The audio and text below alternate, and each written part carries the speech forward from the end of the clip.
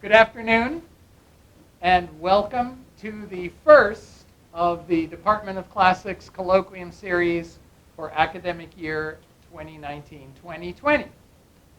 We are very happy to introduce a new faculty member, Professor Celsiana Warwick, who has joined us this fall.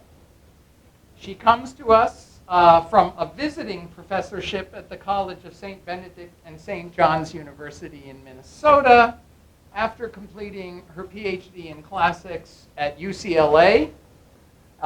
She also has a master's in classics from UCLA and a BA in classics with minors in linguistics and anthropology at the University of California, Davis.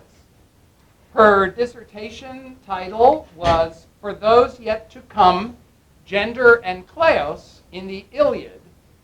In this dissertation, she shows how the Iliad uses feminine voices to illuminate the unsustainable nature of hegemonic masculinity in Homeric society. Her interests include Greek poetry, Homer, gender and sexuality, women's writing, classical receptions, literature, and material culture. And as I think we will be treated to this afternoon, her interdisciplinary approach combines literary methods with feminist, queer, and anthropological theory. And she, I'm sure, takes great delight in disrupting the traditional narratives of the conventional wisdom that includes women and marginalized groups. So this afternoon, I hope everybody has a handout. She's going to talk to us about Nossis' dildo, metapoetic criticism of female poetry in Herodas' sixth mime. Please welcome Professor Warwick.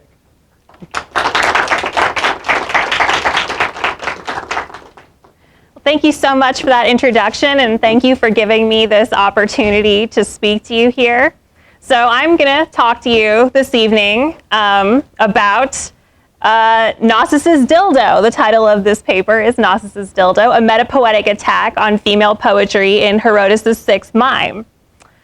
The early Hellenistic period was a time of sweeping change throughout the Greek-speaking world.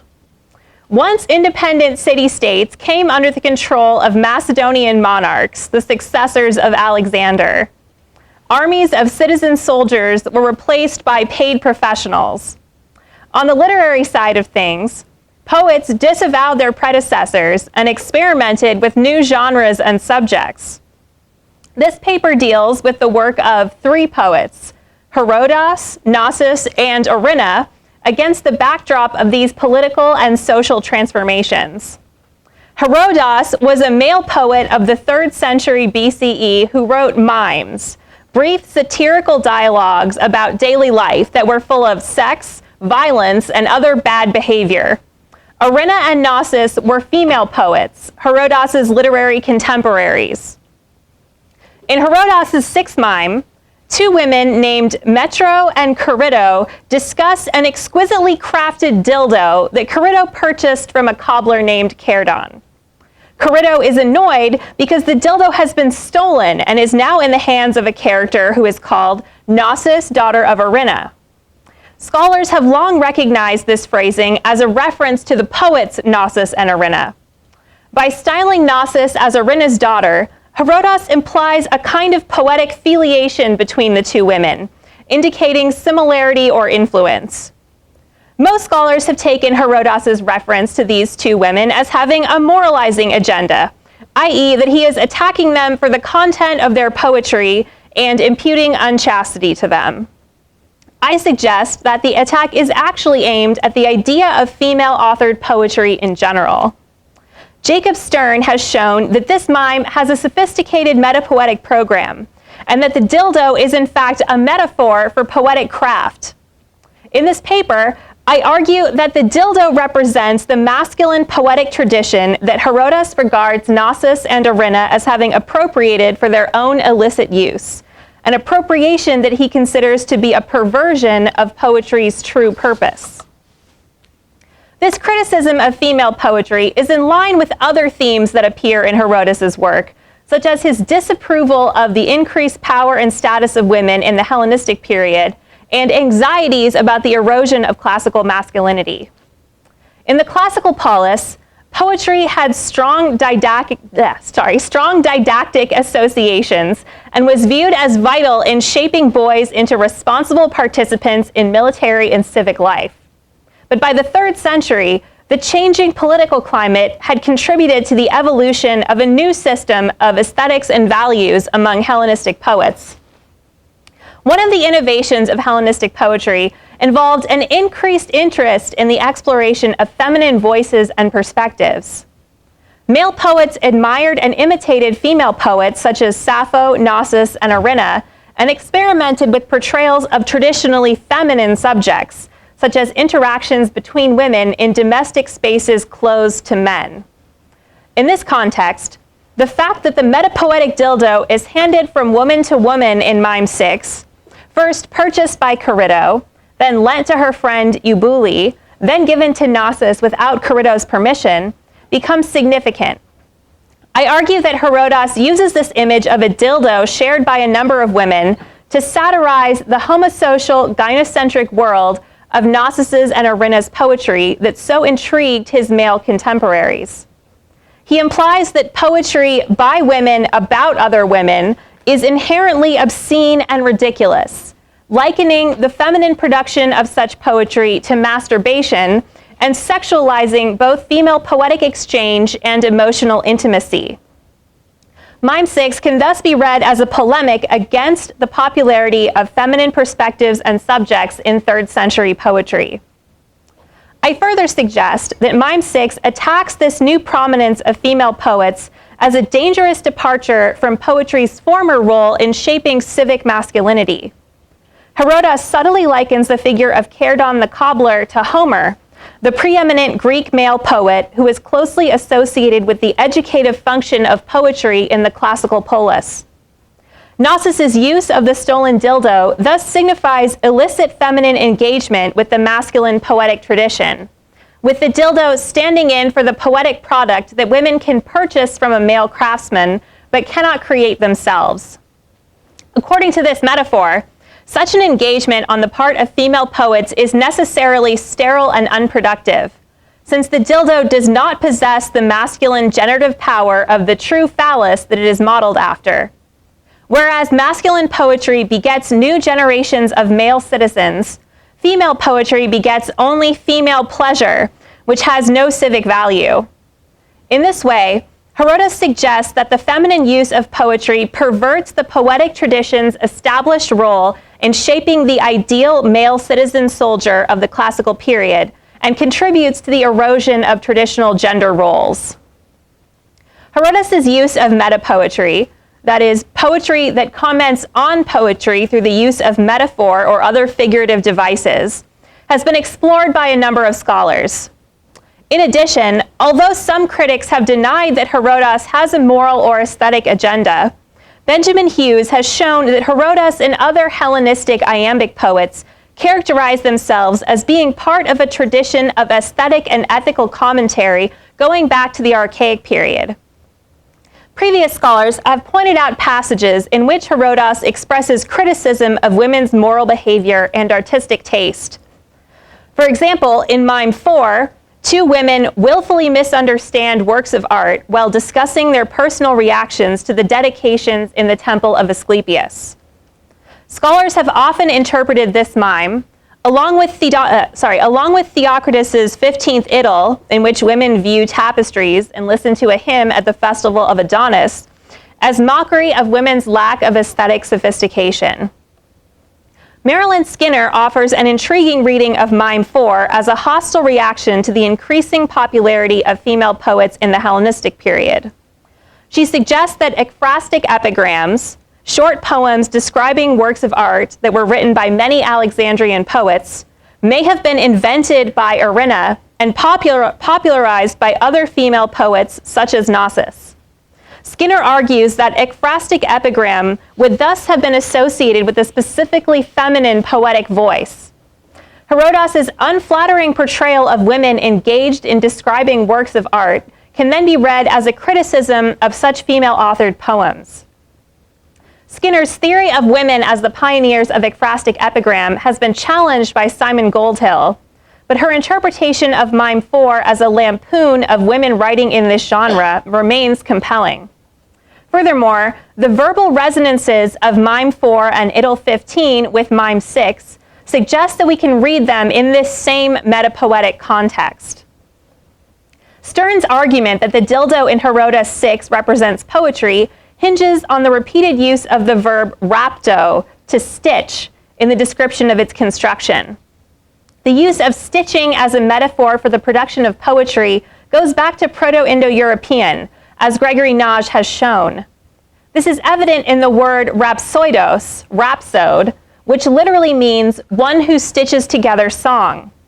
We can see that this metaphor was still productive in Greek poetry from Pindar's description of the Homeridae as rhapton apeon aoidoi, singers of stitched words. The stitching of dildos is further associated with poetry in Herodas' sixth mime by Metro's comment about another man named Cerdon who, quote, couldn't stitch a plectrum for a lyre. This rather odd aside provides a clue for the wider metaphorical association of plectra and dildos in Greek culture. It is strange to suggest that a leather worker would stitch a plectrum, which is the pick used to pluck the lyre strings, since plectra were made out of hard substances such as horn, ivory, wood, or metal. If, however, as Max Nelson and Stern have suggested, the Greek word plektron served as a slang term for dildo, Herodas' description of a stitched plectrum becomes a clever pun, since dildos were made out of leather. There are other examples of a plectrum seemingly being used as a pun or synonym for dildo. In Juvenal 6, a woman who loves music is described as treating a plectrum in a sexually suggestive way. She holds it, she consoles herself with it, she bestows kisses on the pleasing plectrum. Also, in Achilles Tatius's Leucippe and Cleitophon, a character named Thersander is said to have shamed himself in his youth by oiling himself and straddling a plektron. There is also evidence to suggest that olisbos, the word for dildo commonly used in Old Comedy, may have at one point been a synonym for plectrum in its sense as lyre pick. A fragmentary poem in the Aeolic dialect, tentatively attributed to Sappho by Lobel and Page, contains in its fifth line what seems to be a dative plural compound adjective, olisbodokoisi, which would mean olisbos receiving. This word seems to agree with the dative plural noun kordaisi, lyre strings, in the previous line, leaving us with the curious reading, dildo receiving strings. In an attempt to make sense of this phrase, M.L. West suggests that olisbos does not mean dildo in this context, but is instead another word for plectrum. This interpretation is attacked as puritanical by Giuseppe Giangrande, who argues that olisbodokoisi is a reference to female same-sex sexual activity. He asserts that here, quote, we are faced with a common or garden case of adjectival knowledge, namely that the chordae of the instrument used by the player are called olisbodokoi because the player herself was olisbodokos. Dover agrees that olisbodokoisi in Lobel page 99 likely has a sexual meaning and compares it to a satyr in a vase painting named phlebodokos, meaning receiver of the vein, with vein signifying penis. However, Dover argues that olisbodokoisi is more likely to refer to female masturbation than to same-sex sexual activity, and suggests that Sappho is using it abusively of some other woman. Nelson argues that because the obscene meaning of olisbos appears only in Old Comedy, there is no reason to suppose that olisbos is the vox propria for dildo, as many scholars have assumed. He suggests that olisbos, which literally means slider, was originally a logical, straightforward descriptive term for a type of plectrum slid along the strings, and only later became a euphemism for dildo. He cites as a parallel the use of the word plektron, literally striker, as a synonym for dildo in the Herodas passage discussed above. In his estimation, then, this fragment of Sappho does not have obscene connotations. Page Dubois presents the intriguing theory that the Elisbo-Dacoisi fragment plays with the double meaning of Elisbos. There may be, after all, some analogy posed or suggested between the playing of the lyre with the plectron, the plucking or striking of the strings, and the sexual activity of striking or rubbing with the dildo, the connection of the Elisbos and the plectron implicit but present, even if it may have been exaggerated in order puritanically to deny the use of the word Elisbos in a sexual context in Sappho's verse. This semantic nexus is intriguing, since we find a possible connection between two instruments, tools, devices to produce a certain result, rather than a connection through discourses of sexuality per se. Such an interpretation can only be speculative, since the rest of the poem is so fragmentary as to be undecipherable. The association of the adjective dildo receiving with the noun lyre strings is not certain, and the author of the fragment may be Alcaeus rather than Sappho. Nevertheless, the Elisbo-Dacoisi fragment presents us with the tantalizing possibility of a female poet writing about a dildo in a metapoetic context, perhaps associating the response of the human body to the Elisbos with the response of the lyre strings to the plectrum. The use of the dildo would then be linked poetically with the production of music and song. If this reading is correct, it is possible that Herodas is subtly referencing this Sappho poem when he links a dildo with female poets in Mime 6. Even if this is not the case, the metaphorical link between dildo and plectrum is well established by the other examples cited above and bolsters the interpretation of the dildo in Mime 6 as a metapoetic symbol. Stern contends that the dildo in Mime 6 is meant to represent the poetry of Herodas, obscene but magnificently crafted. I suggest that it has a different referent. In Charybdis's description of Cerdon the cobbler, she comments that he comes from Chios or Erythrae, I don't know which.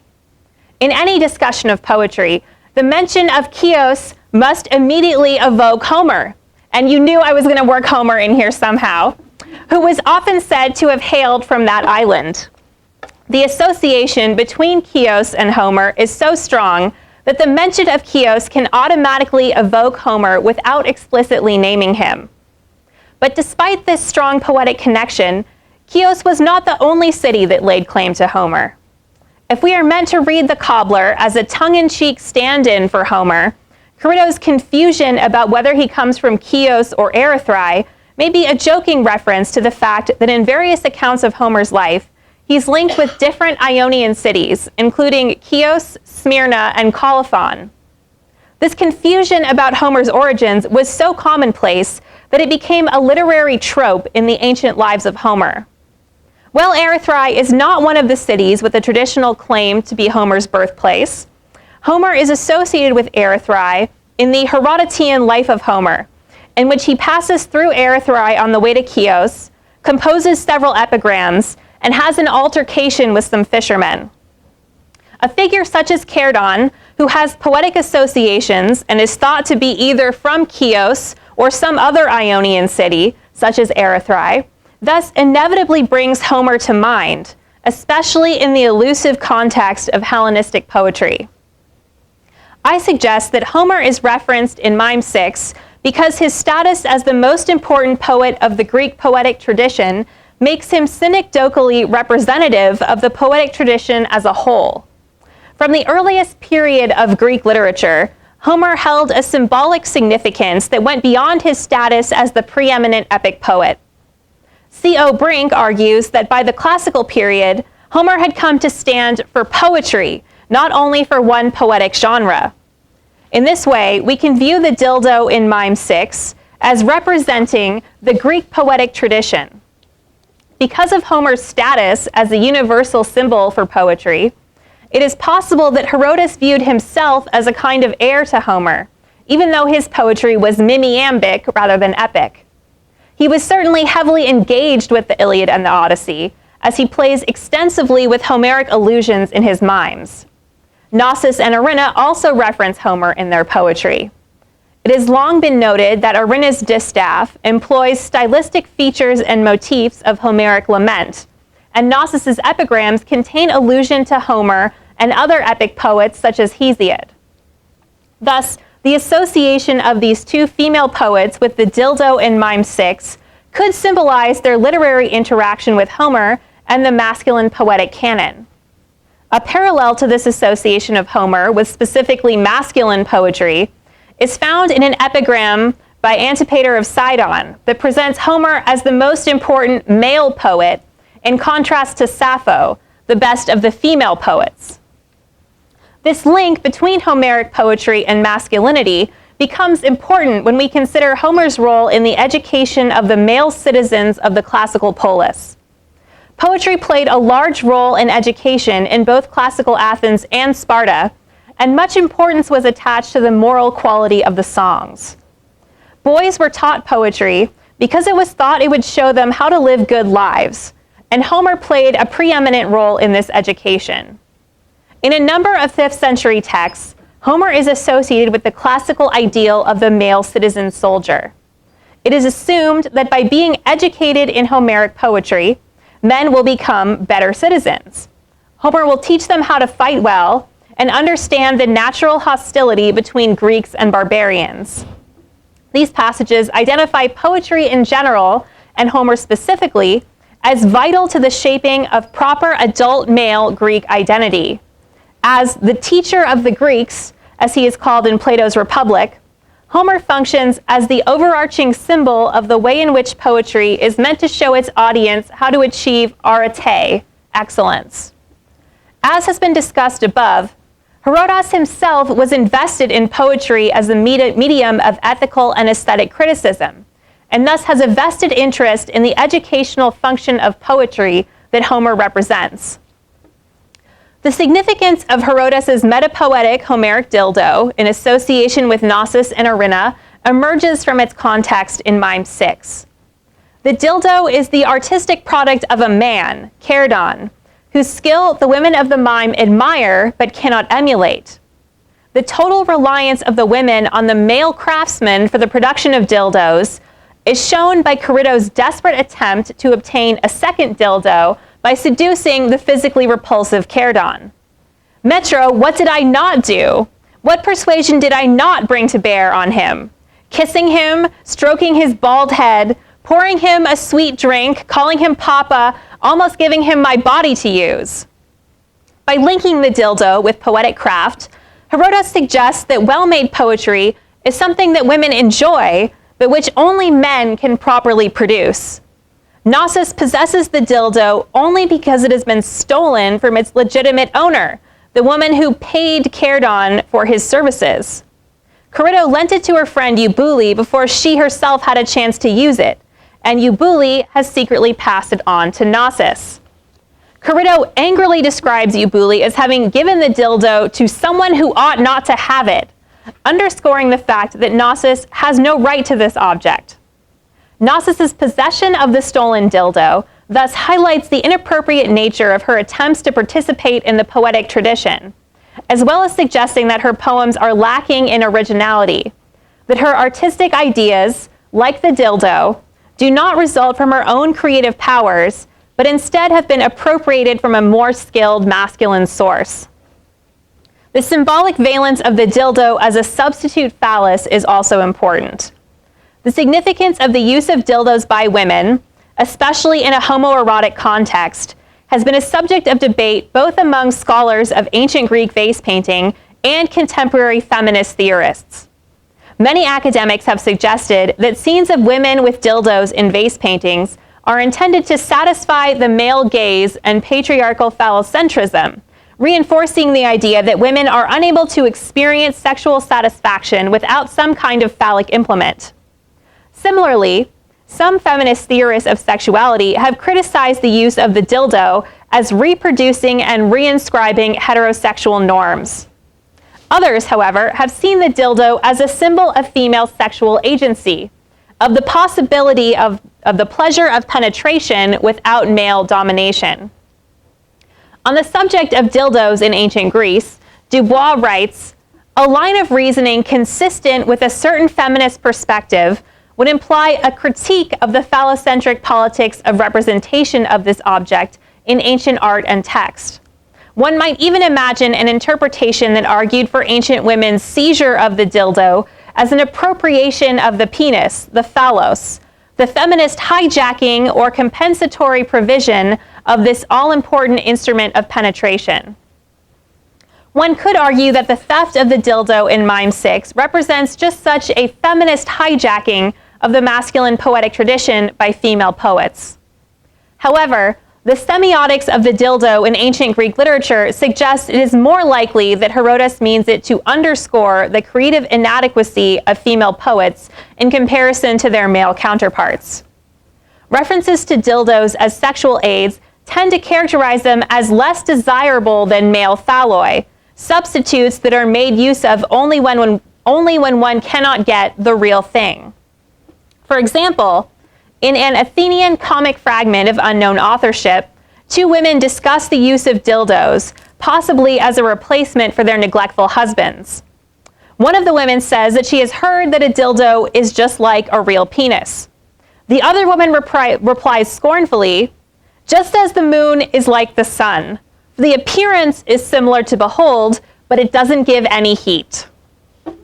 In Aristophanes' Lysistrata as well, dildos appear to be characterized as poor replacements for men.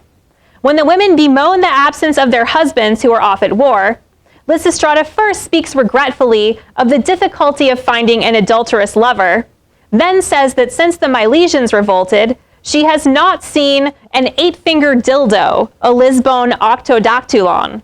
She refers to such a dildo as a scutine picuria, literally a leather helper.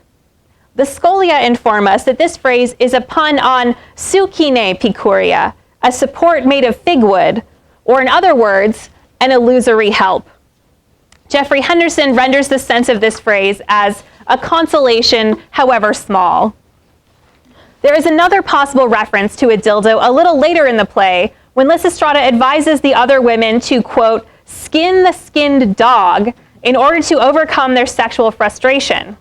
Henderson suggests that this is a reference to masturbation, with the skinned dog signifying depilated female genitalia. The character Kalanaike replies, "These imitations are nonsense," again implying the undesirability of dildos in comparison with male penises. Similarly, in a fragment of Epicharmus, a dildo is called a lycneuma, meaning dainty or delicacy, for widows, reinforcing the idea that a woman would only use it if a man is unavailable. The dildo is portrayed as a poor imitation of the phallus, which in turn is a powerful ritual and cultural symbol of creative power.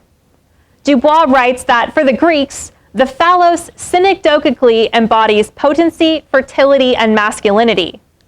Eva Kuhls links Athenian phallocentrism with dramatic poetry, arguing that the entire Dionysiac religion, and with it both tragedy and comedy, seem to have sprung out of a systematic veneration of the male generative principle.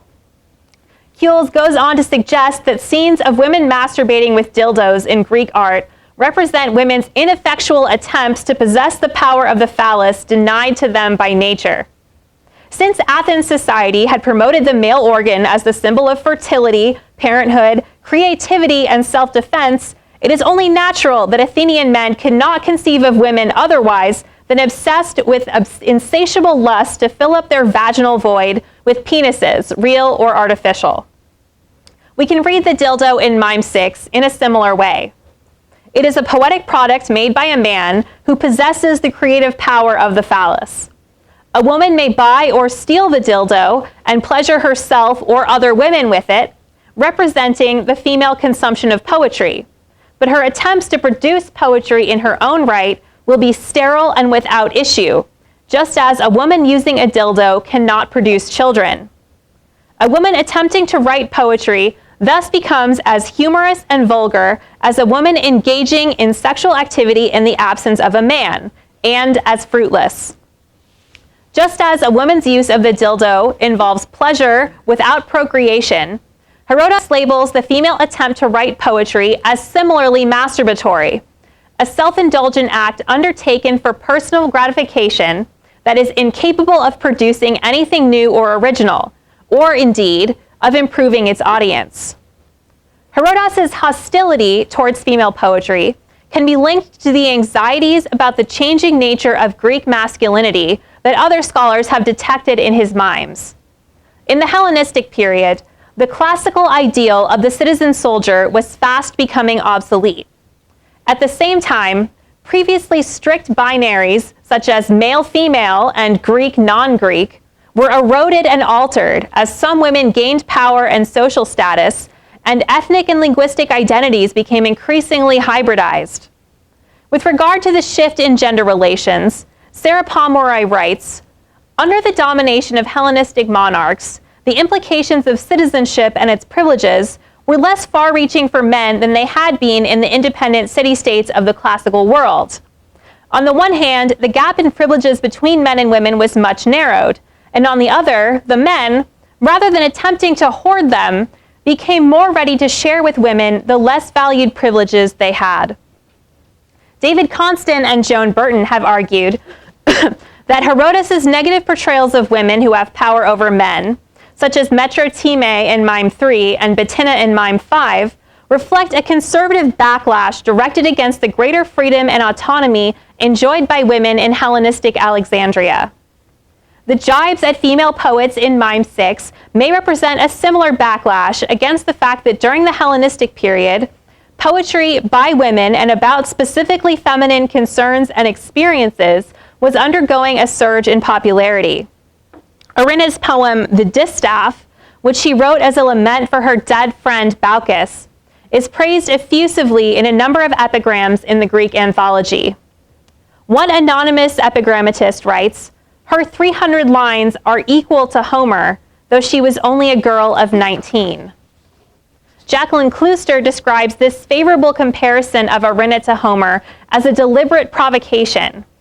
These lines reflect the new Colloquium aesthetic that prized poems that were unlike Homer. In fact, Klooster suggests, Erinna can be said to rival Homer in quality precisely because she is so different from him. Burton has proposed that some Hellenistic poets, such as Theocritus, valorize what might be called a feminine aesthetic in certain passages, because the aesthetic tastes of women were seen as naturally aligning with Hellenistic poetic values. Skinner argues that Nossis intervenes in this discourse, actively associating herself and her poetry with the emerging Hellenistic aesthetic. In the 3rd century BCE, male poets became increasingly interested in imitating the style and subject matter associated with female poetry. This is evident, for example, in Posidippus 55, a funerary epigram for an unmarried girl.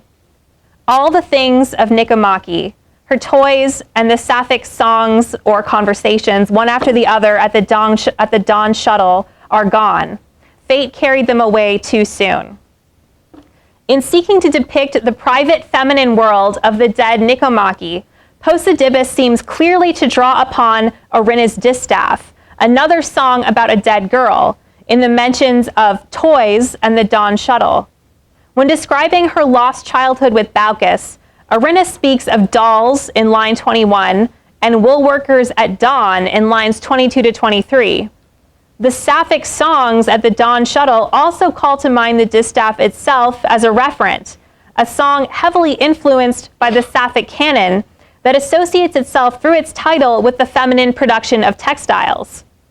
Posidippus identifies Sappho and Erinna, the first explicitly and the second implicitly, with the authentic female voice, the conversations of women alone together in a feminine setting.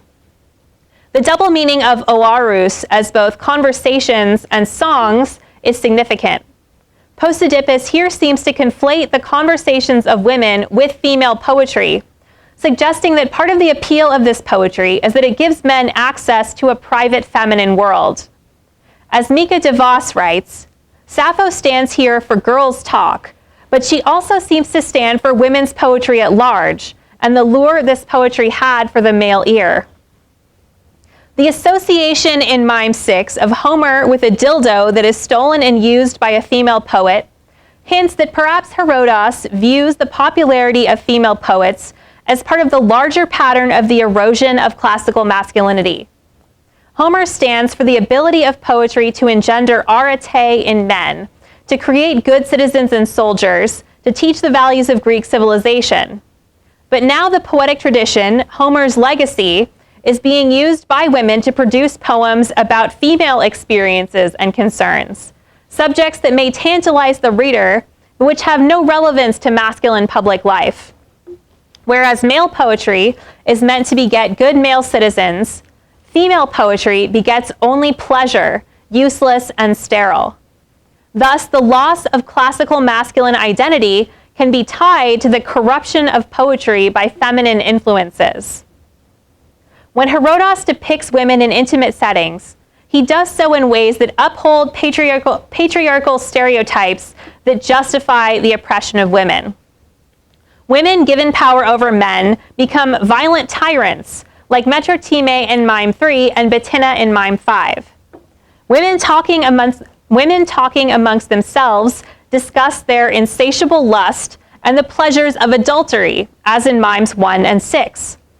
The women in Mime 4 betray their lack of understanding and sophistication.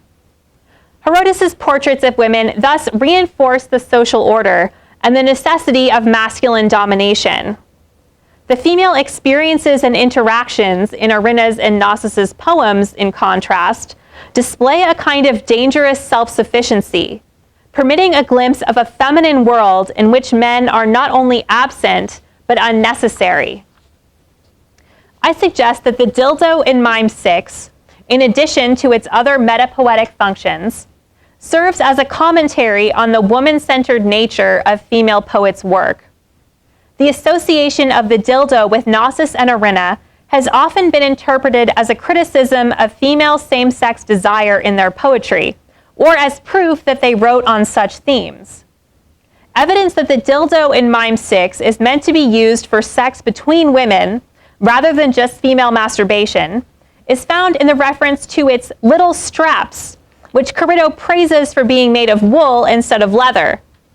Anna Rist has suggested that these straps would have been used to attach the dildo to the body of a woman playing the man's part. An image on a red figure cup of what seems to be a woman wearing just such a strap-on dildo has been identified by Martin Kilmer, and it's on your handout if you want to take a look at it. I agree that the association of Nossis and Erinna with the dildo does have homoerotic connotations, but I suggest that we can read this as a metaphorical rather than, or in addition to, a literal homoeroticism. In this way, we can view Herodas as satirizing not just female same-sex desire, but also the kind of literary erotics that is involved in the production of poetry by women, about women, and presumably for women, without concern for the desires and experiences of men. No erotic epigrams by Nossis survive, but it is almost certain that she wrote them. In the proem to his collection of epigrams called The Garland, Meleager says of Nossis that Eros melted the wax on her writing tablets. Nossis herself declares an intense commitment to erotic love in an epigram that some have suggested may have been the programmatic introduction to a collection of her poems. Nothing is sweeter than Eros. All other happy things are second to it, and I spit from my mouth even honey. Nossis says this: whomever Aphrodite has not loved does not know what sort of flowers roses are. Whether her erotic poems were directed towards men or women is unclear, but several clues suggest that Nossis' work did contain references to female same-sex desire. For example, the verb ephilasen, loved, can also mean kissed. The poem thus presents an image of the goddess kissing the female poet, implicitly calling Eros between women to mind. Likewise, in a mock funerary epigram that may have served as the final poem of her book, Nossis declares her allegiance to Sappho.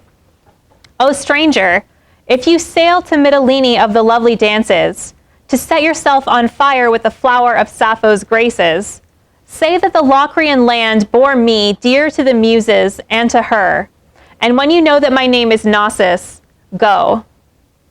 Since Nossis characterizes herself as a poetic disciple of Sappho, it is not unreasonable to think that she would have written love poetry to women as Sappho did. Furthermore, in this epigram, Sappho herself serves as an object of desire, the absent beloved across the sea, as in one of Sappho's own love poems.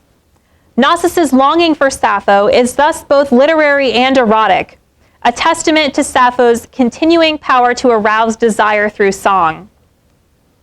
Several scholars have argued that Erinna's distaff should also be read as a kind of sapphic love song to an absent beloved, in this case, the dead Baucis.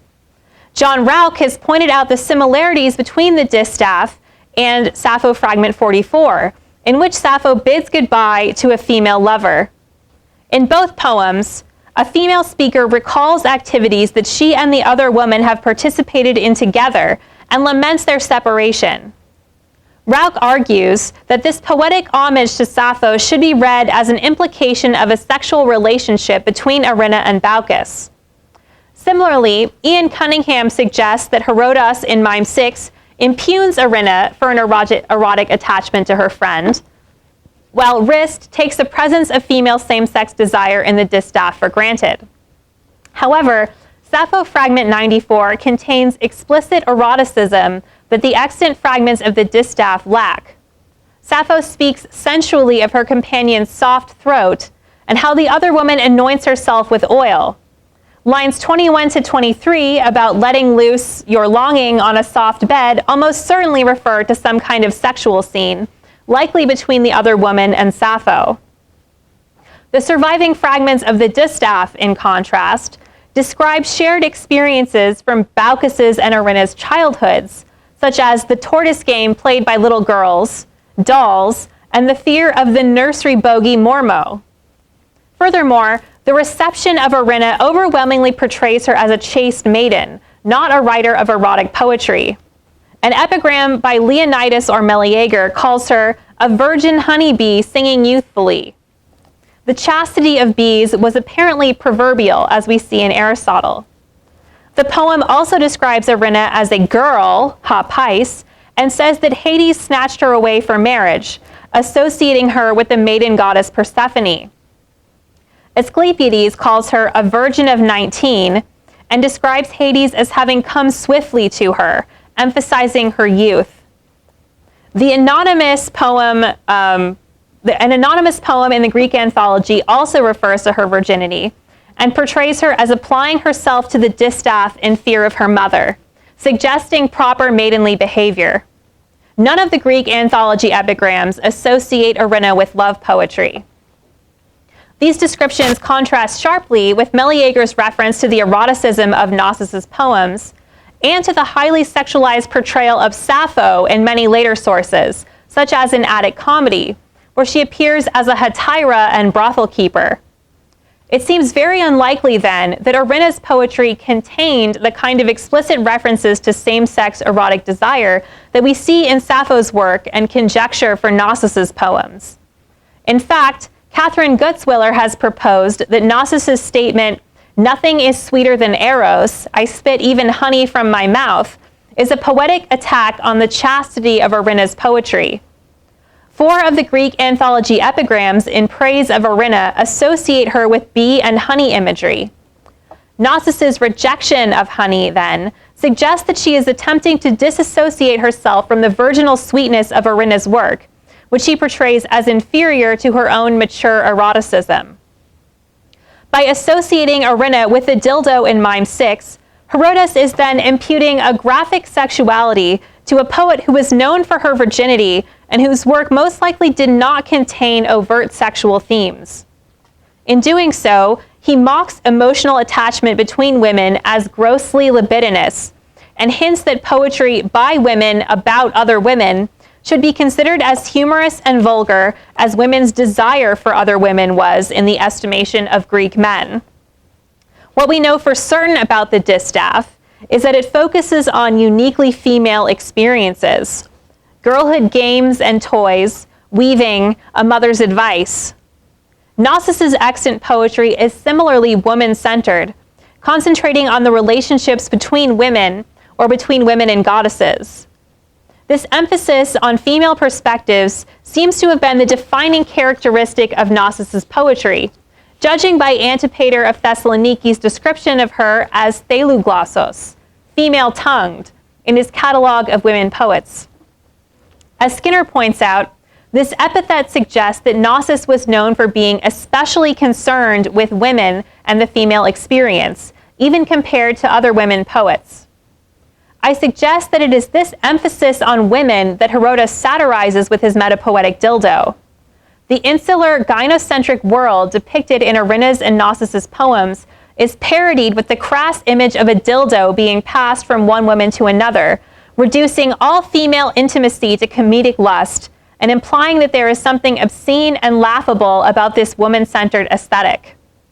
Given the significance of the dildo, the absence of Sappho from Mime 6 is curious. She is, after all, a female poet whose work was gynocentric and homoerotic, and she may even have played with the metapoetic implications of the Elizbos in her poetry. As we have seen, dildos were associated with the city of Mytilene on Lesbos, as Sappho herself was. Furthermore, both Erinna and Nossis modeled themselves after Sappho and were associated with her by later writers. It seems odd, then, that when Herodas levels his attack against a putative feminine genealogy of poetic filiation, he lists only Nossis, daughter of Erinna, and leaves out their illustrious lesbian predecessor. It may have been politically inexpedient for Herodas to criticize Sappho or her popularity, as Acosta Hughes shows that Sappho's poetry was an important model for Ptolemaic court poets such as Theocritus and Callimachus when they wrote in praise of Hellenistic queens. But also, by disassociating Nossis and Erinna from Sappho, Herodas advances his own point about their lack of artistic legitimacy by severing them from the feminine poetic tradition in which they place themselves. Sappho was the preeminent female poet of antiquity, and later female poets were often cast as her literary disciples, either by themselves or others. At some point in their reception, all female poets have been described as inhabitants of Lesbos, indicating the close association of female poetry with Sappho in the minds of later writers. By remaining silent about Sappho, especially in the context of the poetic dildo where one might expect her name to appear, Herodas denies her status as a female precedent for Erinna and Nossis and reinforces the idea that they are interlopers who have appropriated poetry from the male poets to whom it truly belongs. Herodas's metapoetic attack against Nossis and Erinna in Mime 6 is in line with his larger program of criticizing the increased status and privileges of women that arose from the changing social and political environment of the Hellenistic period. The dildo represents the masculine poetic tradition associated with Homer, the preeminent male poet, and a potent symbol of the role of poetic education in producing the ideal male citizens of the classical polis. Nossis' theft of the dildo casts women's production of poetry as a wrongful usurpation of the masculine poetic tradition and associates it with the erosion of classical masculinity. In this way, Herodas' attack on Nossis and Erinna can be read as a polemical statement not only about gender, but also about what he considers to be the proper purpose of poetry itself. Thank you.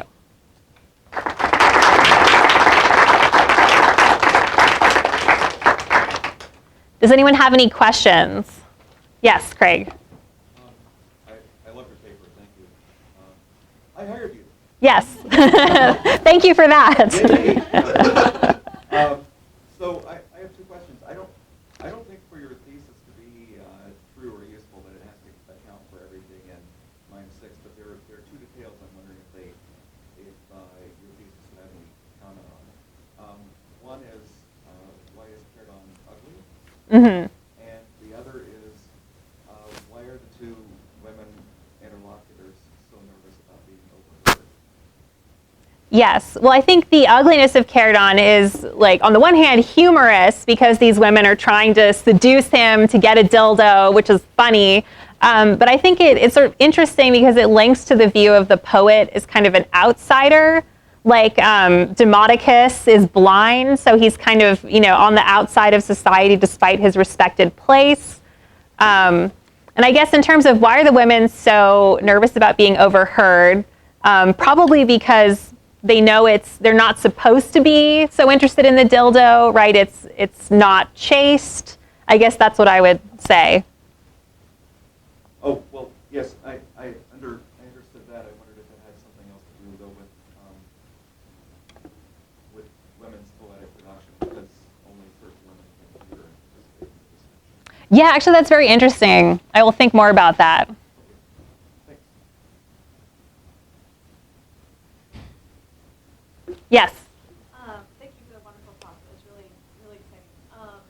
So I was wondering a couple of questions. One, is there a connection between the island lesbos and the word olisbos? Probably not, because olisbos comes from, it means like slider, so it's from that Indo-European root. Not woody or whatever. No. But it just kind of had a...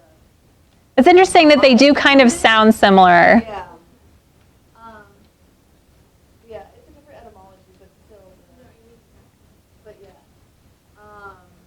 And then my other question is, I love the idea of weaving being this kind of gynocentric area, and there are lots of stories connected with reading and storytelling and poetic and things like that. I think is it more or Euripides called those sweet sounding things? But it makes me wonder about the strings of the warp and weft. Also having that connection with the strings of the lyre.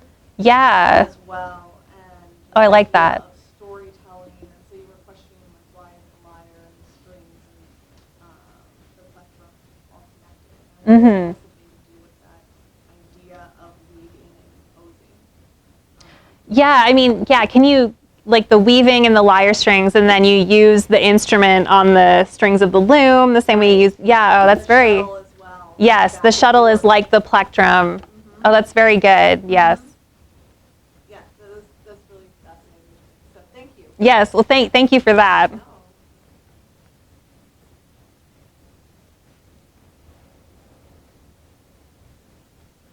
Yes.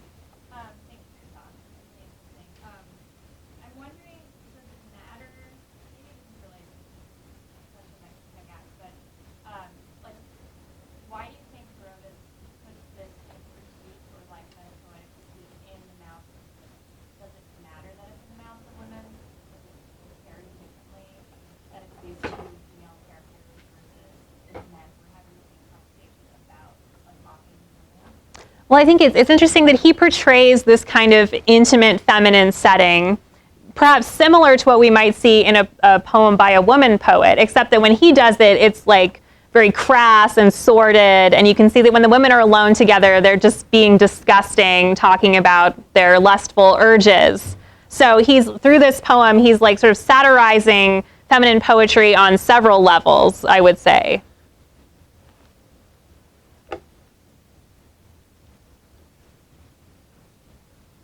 Yes. I'm curious about handout 11. Where'd my handout go? It was here. Oh, thank you. Yes, okay, handout 11. Yes, what about it? Yeah, you talk about kissing him and stroking his bald head. I'm wondering, is that, I might be missing something, but is that a penis pun there, the bald head? You know, it very well might be. And the follow-up question to that is, we see a lot of bald heads sort of in mind. I mean, I am not aware of that. It'd be something to investigate further. But yes, it could very well be a penis pun.